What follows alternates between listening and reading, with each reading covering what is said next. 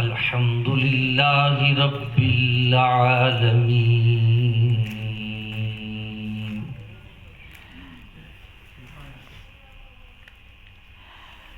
والعاقبة للمتقين والصلاة والسلام على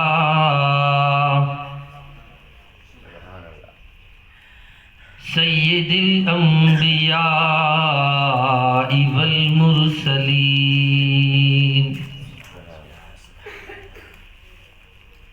أما بعد فأعوذ بالله من الشيطان الرجيم بسم الله الرحمن الرحيم سبحان الله. خيركم من تعلم القرآن وعلمه صدق الله مولانا العظيم وبلغنا رسوله النبي الكريم الأمين. إن الله وملائكته يصلون على النبي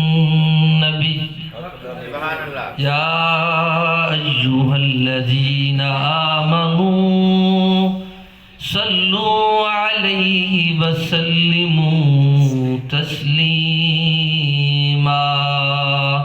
تمام احباب محبت سے الصلاۃ والسلام علیک یا سیدی یا رسول اللہ وعلی آلک واصحابک یا حبیب اللہ.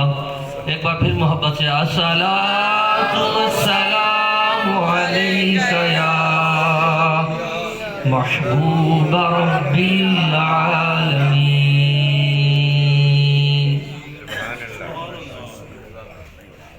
اللہ تعالیٰ کی حمد و ثنا کے بعد حضور نبی اکرم، نبی محتشم، محبوب کائنات، وجود کائنات، مقصود کائنات، مطلوب کائنات، جانے کائنات، جانے جہان کائنات، منبع کائنات، سرور کائنات، روح کائنات، احمد مجتبی جناب حضرت محمد مصطفیٰ صلی اللہ علیہ وآلہ وصحبہ وبارک وسلم کی بارگاہ بے کس پناہ میں ہدیہ درود و سلام کے بعد آج اس روحانی، وجدانی، ایمانی محفل پاک بعنوان ختم قرآن انعقاد پذیر ہے. مجھے حکم 11ویں شریف حضور غوث پاک رضی اللہ عنہ کے ذکر کا ہے، لیکن آغاز قرآن سے کرنا چاہتا ہوں کیونکہ اس مجلس کا ایک عنوان ختم قرآن بھی ہے.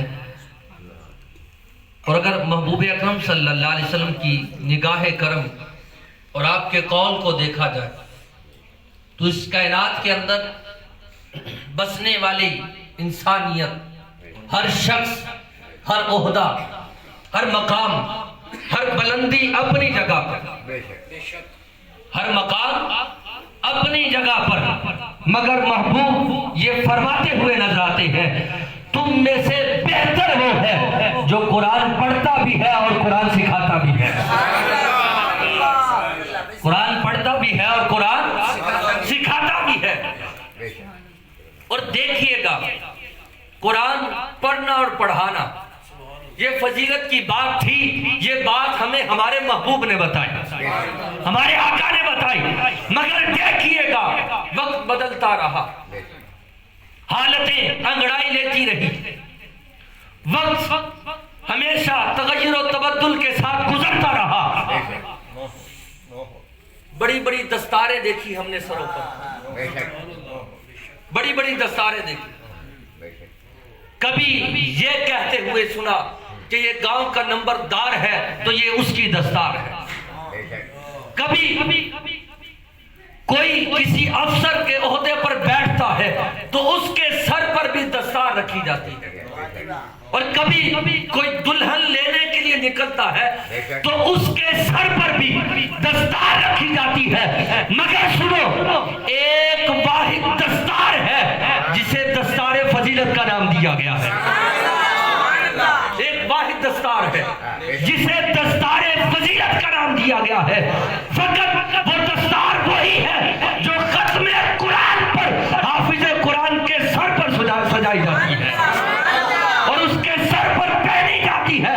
بتا دیا دنیا والوں، افسر ہونا اپنی جگہ پر، عہدہ ملنا اپنی جگہ پر، مگر سنو بہتر دستار وہی ہے جو حافظ قرآن کے سر پر سجا دی گئی ہے، وہی بہترین دستار ہے۔ اس لیے کہ محبوب نے بتا دیا ہے خیرکم من تعلم القرآن وعلمہ، جو قرآن پڑھتا پڑھاتا ہے وہی بہتر ہے، وہی بہتر ہے۔ قرآن مجید کی بڑی فضیلتیں، اور حقیقت بات یہ ہے آج پرفتن دور کے اندر اگر کوئی چاہتا ہے صراط مستقیم پر چلے تو قرآن کو پڑھے اور سمجھے، اپنی زندگی کو بسر کرے۔ یہ واحد آج ہماری نگاہوں کے سامنے مصطفیٰ کریم صلی اللہ علیہ وسلم کا زندہ معجزہ ہے۔ یہ واحد معجزہ ہے جسے ہم اپنی نگاہوں سے دیکھتے بھی ہیں، جسے ہم سینے سے لگاتے بھی ہیں، پڑھ پڑھ کے نور اس کا سینے میں اتارتے بھی ہیں۔ یہ ہے قرآن پاک، سبحان اللہ۔ اور ابھی گفتگو ہو رہی تھی تصوف پر، تصوف کے موضوع کے اوپر کہ تصوف ہے کیا۔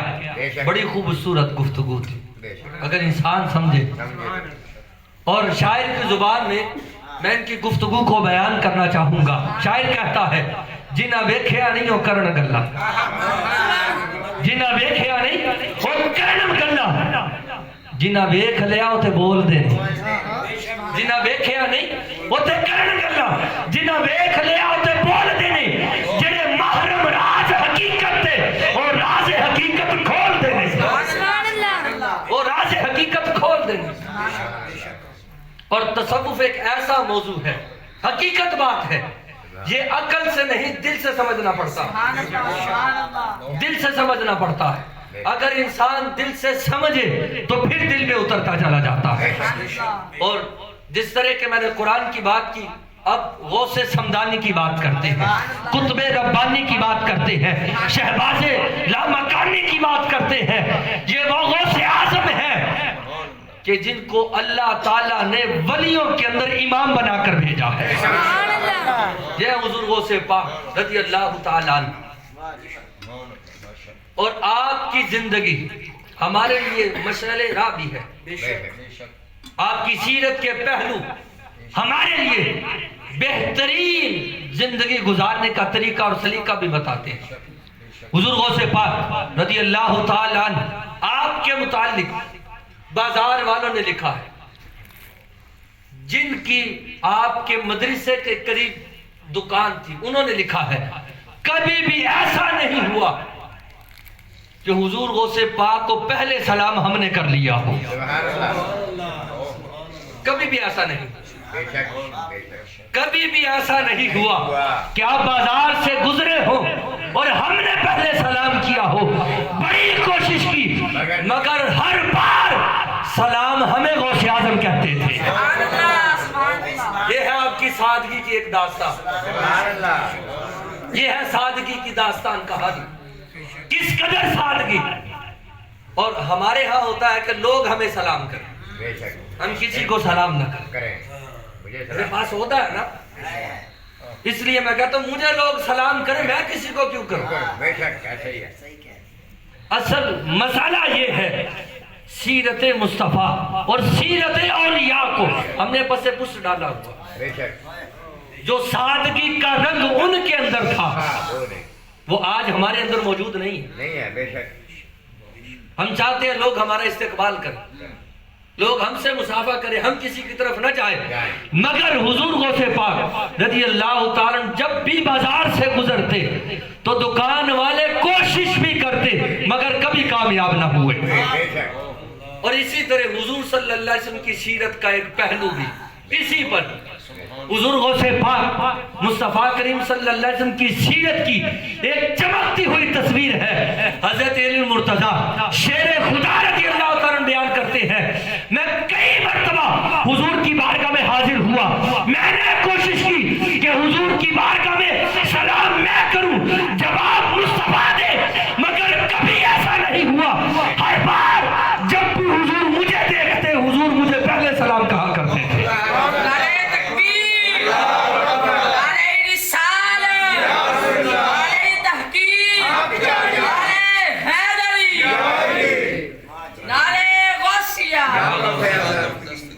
تو گویا یہ ہے سیرت اولیاء، یہ ہے سیرت انبیاء، یہ ہے سیرت اولیاء، سیرت انبیاء۔ سادگی اور عاجزی، محبت کے ساتھ اپنی زندگی کو جو شخص بسر کرتا ہے اس کے کندھوں پر بوجھ نہیں ہوتا، یہ بھی یاد رکھیے۔ بوجھ کیوں نہیں ہوتا؟ کیونکہ وہ دل پر لیتا نہیں ہے کہ مجھے فلاں نے سلام نہیں کیا، بلکہ جو حضور کے رنگ میں رنگا جاتا ہے وہ ہمیشہ کوشش کرتا ہے آگے بڑھ کے پہلے میں سلام کروں، آگے بڑھ کے پہلے میں سلام کروں، سلام میں پہل کروں۔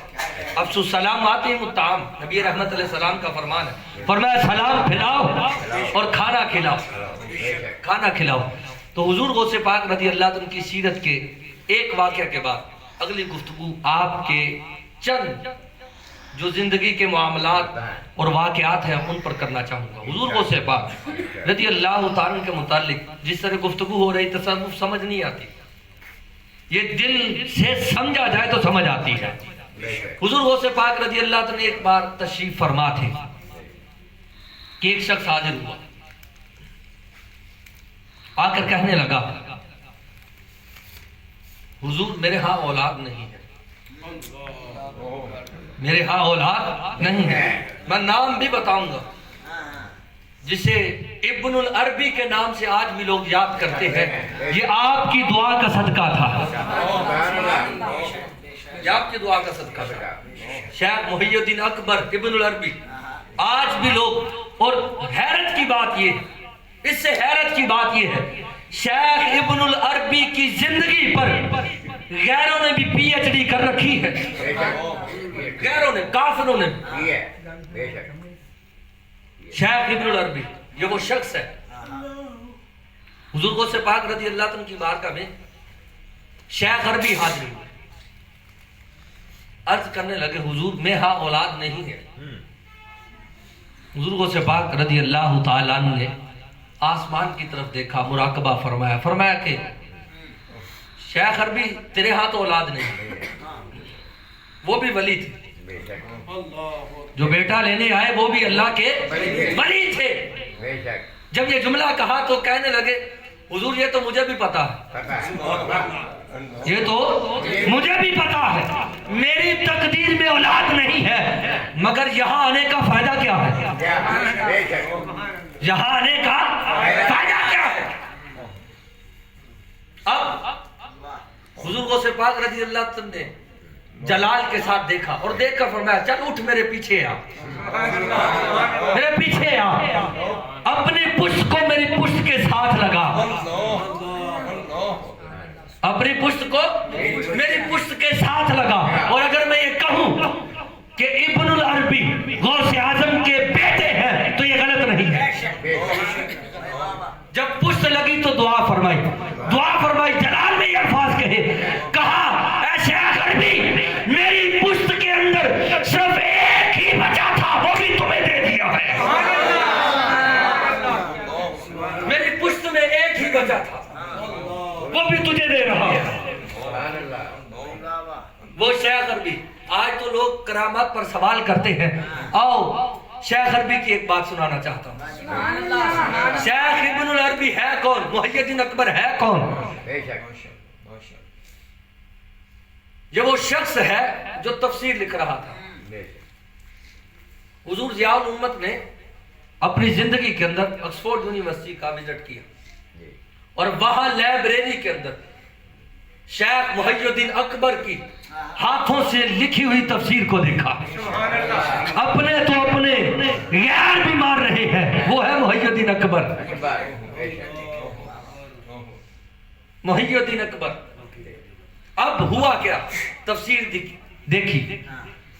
آپ تفسیر لکھ رہے تھے تو قرآن پاک کی ایک آیت پر آ کر رک گیا قلم. سورہ یوسف وَلَقَدْ هَمَّتْ بِهِ وَهَمَّ بِهَا لَوْلَا أَن رَأَىٰ بُرْهَانَ رَبِّهِ. اس کے اندر اللہ تبارک و تعالیٰ نے فرمایا کہ حضرت یوسف علیہ السلام نے نیت نہ فرمائی. وجہ کیا بنی؟ لولا ان رأى برہان ربی. اللہ تعالیٰ نے اپنی نشانی نہ دکھائی ہوتی تو شاید نیت کا معاملہ. یہ اللہ تبارک و تعالیٰ کا کلام ہے, میں یہ لفظ نہیں کہوں گا. لولا ان رأى برہان ربی.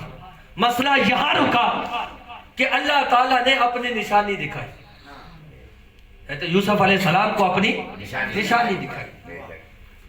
شیخ محی الدین اکبر قلم اٹھا کر تفسیر لکھ رہے تھے تو یہاں رکے. یہاں رک کر سوچنے لگے یہاں کیا دکھایا تھا یوسف علیہ السلام کو.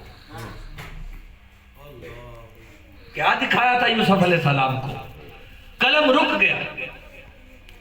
تفسیریں پڑھتے رہے. کہیں لکھا تھا کہ اللہ تعالیٰ نے حضرت یعقوب علیہ السلام کو آپ کے سامنے کر دیا.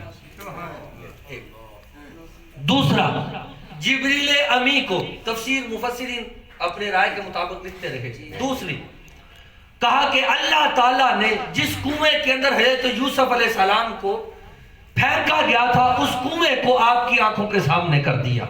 یہ نشانی دکھائی. تیسرے نے لکھا کہ اللہ تبارک و تعالیٰ نے جبریل امی کو بھیجا اور آپ نے آ کر کوئی نشانی دکھائی. محی الدین اکبر قلم رکھ کر بیٹھے ہیں, سوچ رہے ہیں یہاں کیا لکھوں. کنویں کا بھی ذکر آ گیا, جبریل امی کا بھی ذکر آ گیا, حضرت یعقوب علیہ السلام کے چہرے کا ذکر بھی آ گیا. یہاں کیا لکھوں؟ سوچ میں پڑ گئے. قلم نہیں رکھا. میں گفتگو کر رہا ہوں, یہ بات بعد میں سمیٹتا ہوں, مگر ایک بات آپ کو پہلے بتا دیتا ہوں, وہ بہت ہی ضروری ہے. حضور غوث پاک رضی اللہ عنہ کی بارگاہ میں ایک مائی صاحب آئی اور انہوں نے آ کر یہ کہا کہ میں نے چھوٹے ہوتے ہوئے آپ کو دیکھا, بچپن میں دیکھا کہ آپ بچوں کے ساتھ کھیل رہے تھے اور پھر آپ چھپے درود پڑھ کے, پھر سمجھ نہیں آئی, بچے ڈھونڈتے رہے, آپ ملے نہیں, گئے کہاں تھے, گئے کہاں تھے. تو آپ نے فرمایا مائی سن, جب میں نے درود پڑھا تھا, جب میں گم ہوا تھا, میں سورج کے اندر چھپ گیا تھا, سورج کے اندر چھپ گیا تھا. یہ محی الدین اکبر وہ ہے جو حضور غوث پاک کے روحانی بیٹے تفسیر لکھ رہے. اور ابن العربی کو, شیخ ابن العربی کو اب حضور غوث پاک رضی اللہ عنہ کے فیض سے آپ کی ولادت ہوئی. محی الدین اکبر تفسیر لکھ رہے ہیں. غلام کس کے ہیں؟ حضور غوث پاک کی. دعا کس کی سے ملے؟ حضور غوث پاک کی. آپ کا باپ بھی آپ کا مرید, روحانی بیٹے حضور غوث پاک کی. اب ہوا کیا کہ حضور غوث پاک رضی اللہ عنہ کے یہ غلام تفسیر لکھ رہے ہیں. لکھتے لکھتے قلم رکھا, رک گئے. جہاں لولا ان رأى برہان ربی, یہاں سے کیا مراد ہے؟ جبریل آئے, کنواں دکھایا گیا, یا اس کے برعکس حضرت یعقوب علیہ السلام کی شکل کو پیش کیا گیا, سورج کو سامنے لایا گیا. قلم رکھا, سوچ میں پڑ گئے. سوچتے سوچتے دل میں خیال آیا, محی الدین اکبر سوچتا کیا ہے, یوسف کون سا دور ہے؟ چوتھے آسمان پہ. کون سا دور ہے؟ چوتھے آسمان پہ ہے.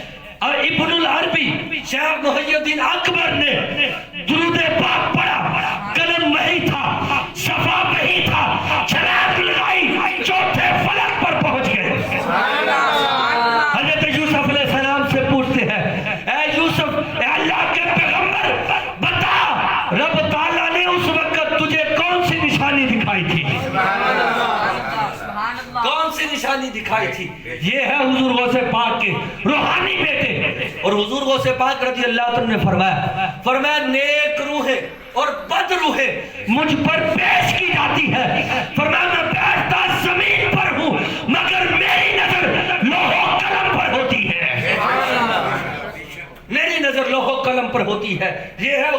پاک رضی اللہ تعالیٰ عنہ، اور آپ کا یہ بھی فرمان ہے، فرمایا رب تعالیٰ نے مجھے کن کا درجہ عطا فرمایا ہے،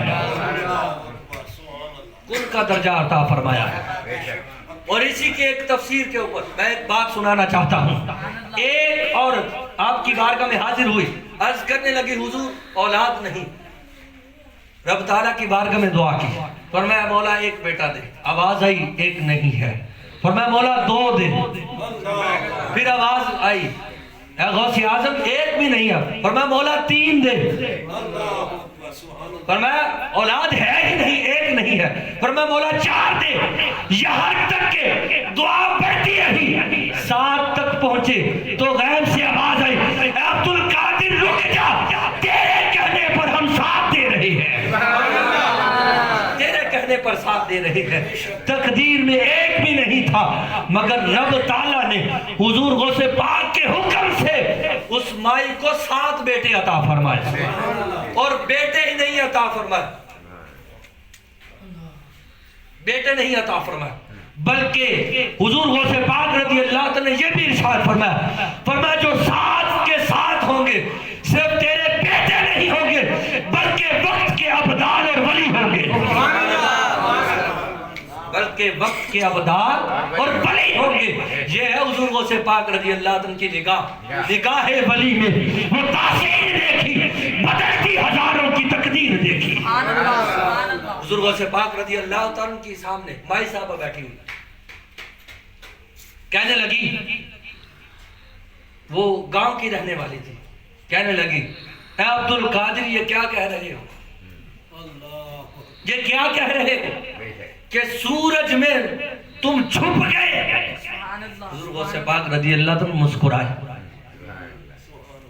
اور مسکرا کر فرمایا مائی صاحبہ اب تو بات بڑی آگے نکل گئی ہے، اب تو بات بڑی آگے نکل گئی ہے۔ سنیں مائی، وہ وقت تھا کہ جب عبد القادر سورج میں چھپتا تھا، اب وقت یہ ہے کہ ہزاروں سورج مجھے عبد القادر کے اندر چھپ جاتے ہیں،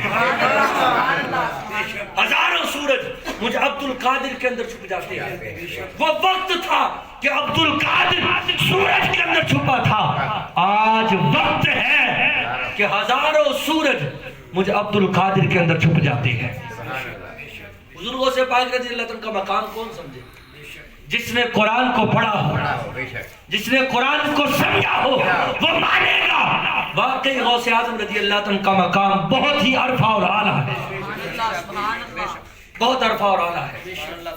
اور اسی طرح حضور غوث پاک رضی اللہ تعالیٰ آپ کی بارگاہ میں ایک نوجوان ہے، بس گفتگو کو ختم کرتا ہوں، میرے علم میں ہے کہ پروگرام کافی دیر سے جاری ہے، یہی واقعہ سنا کر بات کو ختم کرتا ہوں۔ نوجوان آیا، رو رہا ہے، حضور غوث پاک رضی اللہ عنہ نے پوچھا اے نوجوان تجھے کیا ہوا، تجھے کیا ہوا، تو کیوں رو رہا ہے، وجہ کیا ہے؟ عرض کرنے لگا حضور میرا باپ مر چکا ہے، میرا باپ مر چکا ہے، رات خواب میں آیا تھا، رو رہا تھا، اے غوث اعظم رات رو کر عرض کر رہا تھا میرے لیے دعا کرو، میرے لیے دعا کرو، میں عذاب میں۔ اے غوث اعظم میں روتا ہوا آپ کی بارگاہ میں آیا، میں روتا ہوا آپ کی بارگاہ میں آیا، اے عبد القادر آپ دعا فرمائے، اے غوث اعظم دعا فرمائے۔ حضور غوث پاک رضی اللہ عنہ کے سوال دیکھیے اور یقین کیجئے آپ کے سوال حدیث سے مبارکہ کی تفسیر ہے اور تشریح ہے۔ فرمایا وہ کبھی میری بارگاہ میں آیا تھا، کبھی وہ میری بارگاہ میں آیا تھا، فرمایا پتہ نہیں، میرے خیال سے نہیں ہے، فرمایا کبھی ایسا تو ہوا ہوگا میرے مدرسے کی گلی سے گزرا ہوگا، کبھی میری مدرسے کی گلی سے مسجد کے سامنے سے کبھی تو گزرا ہوگا۔ کہنے لگا ہاں حضور ایسا ہوا ہے، ایسا ہوا ہوگا اور ہوا ہوگا یقیناً۔ وہ یقیناً یہاں سے گزرا ہوگا. بزرگوں سے پاک رضی اللہ عنہ نے فرمایا پھر جا, تیرا کام ہو گیا تو جا. حضور صلی اللہ علیہ وسلم کی حدیث مبارکہ بھی سنیے. فرمایا, اور حدیث مبارکہ طویل ہے, میں صرف معنی اور مفہوم آپ کے سامنے رکھنا چاہوں گا. نبی رحمت علیہ السلام کی حدیث مبارکہ, فرمایا کوئی ذکر کے مجلس میں آیا تو رب تعالیٰ نے فرشتوں سے پوچھا کون کون بیٹھا؟ فرمایا یہ فلاں فلاں فلاں. فرمایا سارے ذکر کر رہے تھے. عرض کی مولا ہاں سارے ذکر کر رہے تھے, مگر ایک شخص آیا کسی کو ڈھونڈنے کے لیے, کسی کو ڈھونڈنے کے لیے, کسی سے ملنے کے لیے, مگر وہ ذکر کی غرض سے نہیں آیا, بس قریب بیٹھا تھا. فرمایا چلو اب آ ہی گیا ہے, اب آ ہی گیا ہے تو سنو, میں نے اس بندے کی بھی بخشش فرما دی ہے. بزرگوں سے پاک رضی اللہ عنہ کی ذکر کی مجالس کے قریب سے گزرا. جہاں ذکر کی مجالس ہوتی تھی بزرگوں سے پاک نے صرف اتنا پوچھا کیا گلی سے گزرا؟ یہی بتا دو, یہی بتا دو. کہا ہاں گزرا. فرمایا کام ہو گیا, کام ہو گیا. اس لیے کہ نبی رحمت علیہ السلام کا فرمان ہے جو شخص ذکر کی مجلس میں آ جاتا ہے رب تعالیٰ اس کے سارے گناہوں کو مٹا کر اس کی بخشش فرما دیتا ہے. اگلا دن ہوا, وہی نوجوان آیا, چہرے پر خوشی کے آثار ہیں. بزرگوں سے پاک رضی اللہ عنہ نے پوچھا اے نوجوان آج بڑا خوش ہے؟ خود بھیک دے خود کہے مگتے کا بھلا ہو. خود بھیک دے خود کہے مگتے کا بھلا ہو. مگتے سے پوچھتے ہیں, سوالی سے پوچھتے ہیں. نوجوان آج بڑا خوش ہے, آج بڑا خوش ہے.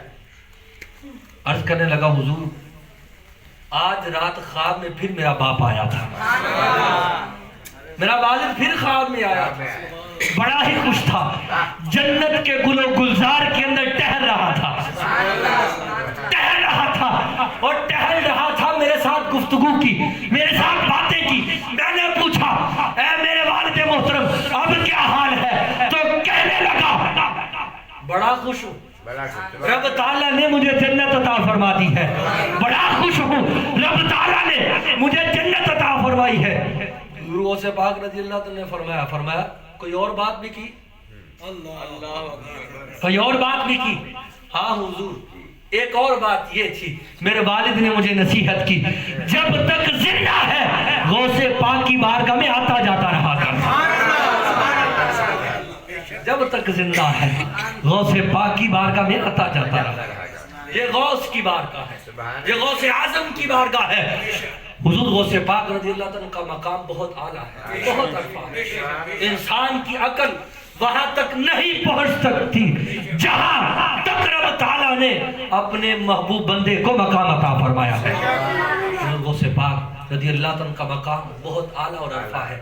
اور ایک بات آپ کا ایک فرمان وہ صرف اس لیے ہم آج کل باتیں کرتے ہیں لنگر کھوائی جاندے تھے, لنگر کھائی جاندے, لنگر کھوائی جاندے تھے, لنگر کھائی جاندے. حضور غوث پاک رضی اللہ عنہ کا فرمان سنیں. امام الاولیاء حضور غوث پاک رضی اللہ عنہ سے کسی نے پوچھا تھا اے غوث اعظم, اور اسے میرے استاد محترم سید ہدایت رسول شاہ قادری رحمت اللہ علیہ جس رنگ میں بیان کرتے تھے نا, میں تو نہیں بیان کر سکتا, مگر ان غوث اعظم رضی اللہ عنہ کا قول ہے تو میں سنا دیتا ہوں. وہ جس رنگ میں میرے استاد بیان کرتے تھے میں تو قاصد. وہ ارشاد یہ کسی نے پوچھا اے غوث اعظم رب تعالیٰ کے قریب ہونے کا, رب کا قرب حاصل کرنے کا سب سے چھوٹا راستہ کون سا ہے؟ سب سے چھوٹا راستہ کون سا ہے؟